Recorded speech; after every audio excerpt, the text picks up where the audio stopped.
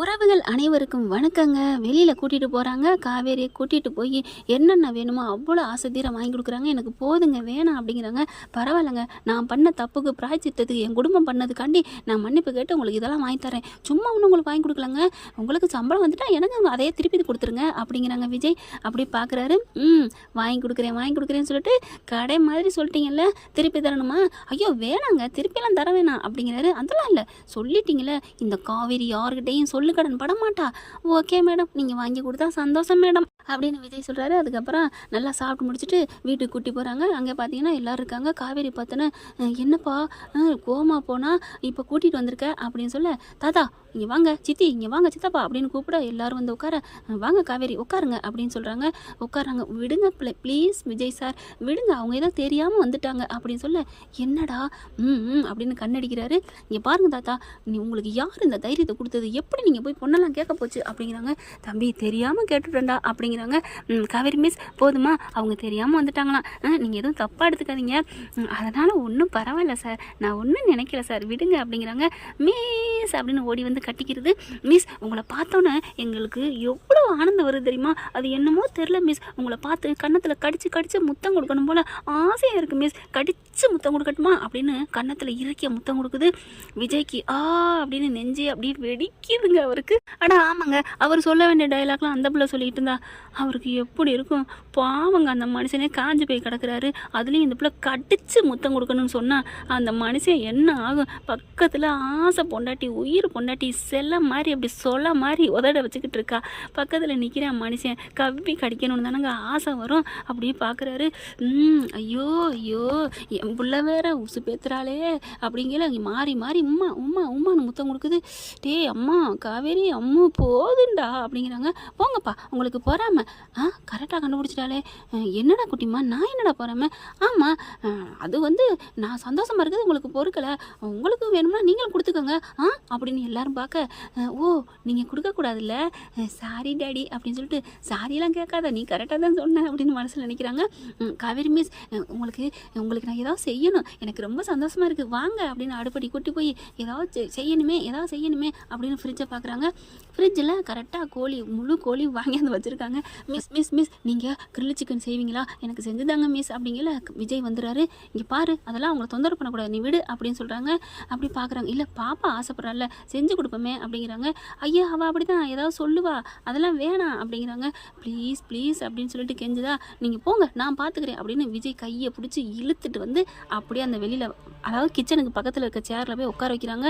இவர் அவ்வளோதாங்க, பேச்சே வல்லையா சொல்லுவாங்கல்ல, கேக்குதான் அப்படின்னு அவருக்கு பேச்சு மூச்சு எல்லாம் நின்று போகுது. இந்த கையை பிடிச்சதுக்கே விஜய் கரண்டு போன டயர் மாதிரி போகிறாரே. கட்டி பிடிச்சதா முத்தம் கொடுத்தா விஜய் நிலைமை என்ன ஆகுங்க? அப்பளம் டயரு, அப்படியே டயருக்கு அடியில் அப்பளம் நொறுங்குமே லாரிக்கு அடியில், அந்த மாதிரி அப்படியே நஞ்சிருவார் போல இருக்கே மனசு. அப்படியே சொக்கி போயிருக்காரு விஜய் அப்படின்னு தாத்தா கூப்பிட்றாங்க. அவர் எதுவுமே பேசலை. சித்தப்பா வந்து விஜய் அப்படிங்கிறாங்க. இவன் விஜய்னு கூப்பிட்டா திரும்ப மாட்டான், காவேரி அப்படின்னு கூப்பிட அப்படின்னு காவேரி நோன்னு நிமிந்து பார்க்குறாரு. அதுக்கப்புறம் என்ன என் தாத்தா என்னாச்சு, என் கை எங்கே, காவேரி பிடிச்சால எங்கே, காவேரி அலோ டேய் அடங்குடா, அவள் அப்பயே நிப்பாட்டிட்டு கிச்சனில் வேலை பார்த்துட்ருக்கா, ரொம்ப இதுங்கிற சித்தப்பு, போங்க சித்தப்பு, அந்தந்த இடத்துல இருந்தால் தான் சித்தப்பு அதோட அருமையும் வலியும் தெரியும். யாழ் எங்கே, கிச்சன் சமைக்கிறாளா? கிச்சனா, ஓ சாரி சிக்கன் சமைக்கிறாளா? களி முத்திடுத்து மாமா சீக்கிரம் பேசி முடிங்க அப்படிங்கிறாங்க. என்னப்பா நானு தான் முடிக்கலான்னு போனேன், பிள்ளையோட ஆசை தெரிஞ்சு, ஆனால் அவள் தான் கேட்டு பெருசாக போட்டாலே அப்படி சொல்ல, போட்டா என்ன, அதான் மறுபடியும் திறந்து வந்துட்டால, அதெல்லாம் மனசுக்குள்ளே விஜய் பற்றின நினப்பு இருக்கும் போல இருக்குது, இல்லாமல் அங்கே வந்து நிற்கிறா அப்படிங்கிற. ராதா என்ன பண்ணுது, இல்லைங்க எனக்கு என்னமோ அந்த பாப்பாவுக்கா வர்றான்னு எனக்கா தோணுது அப்படிங்கிற. அதெல்லாம் ஒன்றும் இல்லை, அவள் மனசில் நான் மட்டும்தான் இருக்கேன் அப்படின்னு விஜய் சொல்கிறாரு. எப்படியோப்பா இருந்தால் சந்தோஷம் அப்படிங்கிறாரு தாத்தா. இங்கே பார்த்தா வேலையில் பார்த்துட்ருக்காங்க. விஜய் மெல்ல எந்திரிச்சு வர, ஸ்டாப் நில்லுங்க அப்படிங்கிறாங்க. அப்படி எப்படி தான் இவளுக்கு தெரியுது? ஆமாம் காவேரி மிஸ், நீங்கள் அந்த பக்கத்து தானே திரும்பி வேலை பார்த்துட்ருக்கீங்க, நான் வர்றது உங்களுக்கு எப்படி தெரிஞ்சிச்சு? எல்லாம் எனக்கு தெரியும் அப்படிங்கல. எப்படி? தெரியும் தான் சொல்லல, போய் உட்காருங்க. அப்போ மிஸ் உங்களுக்கு மனசில் நான் இருக்கேன், அதனால தான் நான் வர்றது கூட உங்களுக்கு காமிச்சு கொடுக்குதா மிஸ் அப்படின்னு விஜய் சொல்ல, ஐயோ அப்படின்னு திரும்பி சொல்லங்காட்டி, அப்பா நான் தான் சொன்னேன், அடி காட்டி கொடுத்தது நீதானா, கருங்காலி நினச்சிட்டு எப்படிம்மா நீ கண்டுபிடிச்ச? எங்கள் அப்பாவோட சென்ட்டு வாடை எனக்கு தெரியாமல் போயிருமா என்ன? அதை வச்சு தான் குமு குமு குமுன்னு வந்துச்சுல்ல அப்படின்னு சொல்ல, உலகத்தில் சென்ட்டு காட்டி கொடுத்துருச்சே. அடா ஆமாங்க, காவேரி வர்றாங்கன்னொன்னே சென்ட்டு என்னென்ன இருக்கோ எல்லாத்தையும் அக்கில் குப்பு குப்பு குப்பு புசு புசு புசுன்னு அடிச்சு ரொப்பிட்டாரா உடம்பு பூரா. அது பாப்பாவுக்கு நல்லா தெரியும். அதனால் குமு குமுன்னு யானை வர்றதுக்கு முன்னாடி மணி ஓசை வந்துருச்சா, கண்டுபிடிச்சி மிஸ் எங்கள் அப்பா வராங்கன்னு சொன்னதுனால இவங்களும் திரும்பி ஸ்டாப் சொல்லிட்டாங்க. இப்போ புரியுதா நாங்கள் கதை சொன்னது ஃப்ரெண்ட்ஸ்? இப்போ விஜய் பார்க்குறாரு, சே அப்படின்னு வேக வேகமாக என்ன பண்ணுறாரு, ஓடி போய் அந்த சட்டையெல்லாம் கழட்டி போட்டுட்டு வேறு சட்டையை எடுத்து போட்டுக்கிறாரு. இப்போ என்ன பண்ணுவா, இப்போ வாசனையெல்லாம் இல்லை அப்படின்னு சொல்லிட்டு மெல்ல இறங்கி வராரு. இங்கே தாத்தா அவங்களாம் அவங்கவுங்க வேலையை பார்க்குறாங்க. எப்படியோ நம்ம பேரன் லவ்ஸ் விட்டு காவேரி மனசை ஜெயிச்சா சரி அப்படின்ட்டு போயிடுறாங்க. ஆனால் சித்தாப்பு மட்டும் எட்டி எட்டி பார்க்குறாங்க. திருட்டு படம் பார்க்குறதுக்கு சந்தோஷம் சொல்லுவாங்க இல்லையா, அந்த மாதிரி பார்க்குறாரு. இங்கே விஜய் என்ன பண்ணுறாரு, மெல்ல வராரு. ஏ மகளே காட்டி கொடுத்துறாத, ஏ சென்ட்டே காட்டி கொடுத்துறாத, சென்ட்டு தொலைச்சாச்சு ஆனால் மகம் காட்டி கொடுத்துருவாளே அப்படின்னு மெல்ல வர இவங்க எல்லாத்தையும் பிணைஞ்சு ரெடி ஆக்கிறாங்க. எண்ணெய் சட்டி எடுத்து இப்படி இங்கிட்டு திரும்பிட்டு திரும்பலாங்கையில் விஜய் பக்கத்தில் போய் காவேரிட்டு நிற்க, இப்படி திரும்ப அப்படியே தூக்கி வாரி போடுது. கீழே அப்படியே அந்த பாத்திரத்தை போட அப்படியே தாங்கி பிடிக்க விழுக போகிறாங்க. ஆனால் குட்டிமா மட்டும் ஒதுங்கிக்கிறாங்க. காவேரி விஜய் தாங்கி பிடிக்கிறாங்க. அப்படியே நம்தன அப்படியே கொட்டுதுங்க. அந்த மாவு மைதா மாவா அந்த கான்ஃப்ளவராக என்னமோ வச்சுருப்பாங்க இல்லையா, அது அப்படியே பாதி மீதி இருக்குல்ல, அதை இங்கிட்டு எடுத்து வைக்க அப்படியே சட்டி இங்கிட்டு தூள் பறக்குது. பவுட்ரு அந்த மாவு பூரா அப்படியே பறக்க, நல்ல வேலை குட்டிமா அங்கிட்டு ஒதுங்கிருதுங்க. இவங்க காதலுக்கு நடுவில் நான் இல்லைப்பா அப்படிங்கிற மாதிரி பாப்பா ஒதுங்கிருது.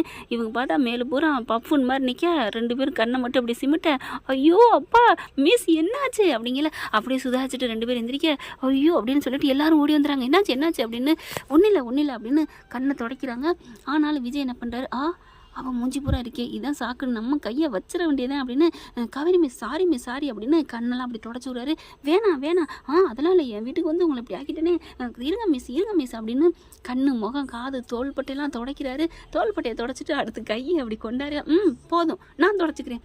மிஸ் என்ன தப்பாக நினச்சிட்டிங்க, நான் பவுடர் தான் மிஸ் தொடச்சி விட்டேன் அப்படிங்கிறாரு. அதெல்லாம் எனக்கும் கை இருக்குது, நான் தொடச்சிக்கிறேன், உங்கள் மேலேருந்து கொட்டிருக்கு, நீங்கள் தொடச்சிக்கோங்க. அது எங்கள் வீட்டில் எப்படினாலும் இருந்துட்டு போகுது மிஸ், நீங்கள் எங்கள் வீட்டுக்கு கெஸ்ட்டாக இருக்கீங்க, உங்களை நான் இப்படி பண்ணிட்டேனே அப்படின்னு சொல்லிட்டு தொடச்சி விடுறாரு. ஐயோ விடுங்க போதும் விடுங்க அப்படிங்கிறாங்க. மிஸ் சாரி மிஸ், ஐயோ விடுங்க, இங்கே பாருங்கள் மிஸ் தலையெல்லாம் அப்படின்னு நல்லா தடவி கொடுக்குறாரு. சித்தப்பன் பார்த்து நல்லா அவன் அதை விட விட்டுக்கிட்டு சைட் அடிச்சுக்கிட்டு இருக்காரு, நல்லா ரொமான்ஸ் படம் பார்க்குறத. அதுக்கப்புறம் மிஸ் கோச்சிக்காதீங்க, போயிட்டு எல்லாம் வாஷ் பண்ணி குளிச்சுட்டு ட்ரெஸ் இருக்குது மிஸ்ஸோட, எங்கள் பாப்பாவோட அம்மாவோடது, நீங்கள் எல்லா ட்ரெஸ்ஸையும் போட்டுட்டு வாங்க மிஸ் அப்படிங்கிறாங்க. வேறு வழி இல்லை, பாப்பா பார்க்குது, டேடி போகட்டும் மிஸ்ஸு போட்டும் அப்புறம் வச்சுக்கிறேன் ப்ளீஸ் போடா அப்படிங்கிறாங்க. அப்புறமா மிஸ்ஸும் பாப்பாவும் மேலே போயிடுறாங்க. இவங்க போன கையோட எனக்கு இப்படி ஊற்றிக்கிடுச்சேன்னு இப்படி திரும்ப சித்தப்பா வந்து நிற்கிறாரு.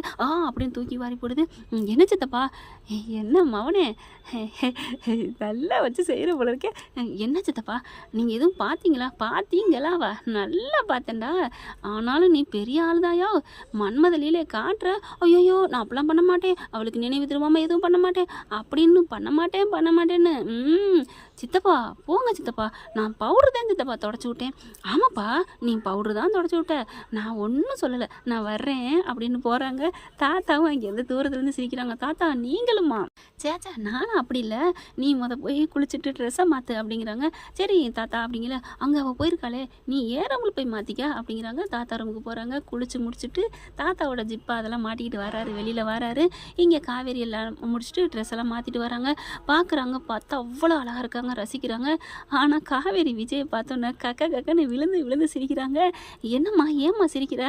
ஒன்றும் இல்லை அப்படின்னு சிரிக்க, பாப்பா பார்க்குறா, ஐயோ அப்பா அப்படின்னு அதுவும் சிரிக்க, என்னடி ஏன் சிரிக்கிறீங்க அப்படின்னு அங்கேருந்து வராங்க. ராதா பார்த்துட்டு அதுவும் அதே மாதிரி சிரிக்க, செல்வி அக்கா வராங்க, எல்லாருமே சிரிக்கிறாங்க. என்னாச்சு ஏன் சிரிக்கிறீங்க?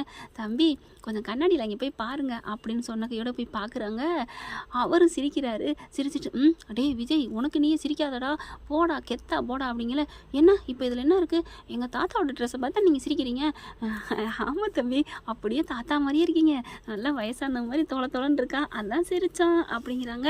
அடப்பாவீங்களா அப்படின்னு விஜய் நினச்சிட்டு, இந்த ட்ரெஸ்ஸை கழட்டுமா, நான் போய் கழட்டிட்டு வரேன் அப்படின்னு போக, காவேரி உடனே இருங்க விஜய், இந்த ட்ரெஸ்ஸு உங்களுக்கு பக்காவாக இருக்குது, உண்மையிலே இந்த ட்ரெஸ்ஸில் உங்களை சைட் அடிக்கலாம் போல இருக்குது, அவ்வளோ அழகாக இருக்குது.